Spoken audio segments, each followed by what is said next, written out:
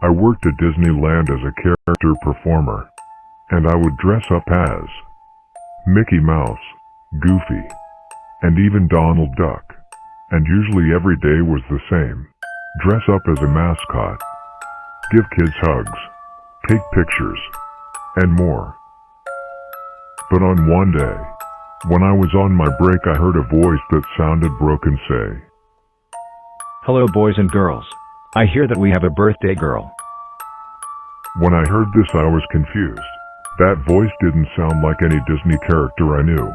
I went to look where that came from, and then I saw curtains and a shadow of what looked like a wolf. I then went to the curtains and looked inside. What I saw was a thing of nightmares. It was a gray wolf with a white long sleeve shirt, with white gloves and black pants and shoes, with a red bow tie. And it was missing its left ear. His right hand showed an endoskeleton, and its tail was half ripped off. His left shoe was ripped off, showing an endoskeleton foot. I went closer to see, and I swear, I saw it look back at me, and then look down again. I jumped back in fear. Then I saw a wooden board with strings on it saying Gray the Husky. Then I saw tiny words say failure. Then I turned it around and saw things say that an actor playing Pluto would get run over by the Beauty and the Beast float. And under that it said that a 15-year-old boy from Mesa, Arizona would suffer a broken leg after his left foot became stuck between a guardrail. There was more, but I'm not allowed to say them. But when I looked at them all, I ran out and told my boss. And when I told him, his face turned pale like he'd seen a ghost. He then told me that Gray was an animatronic and a suit.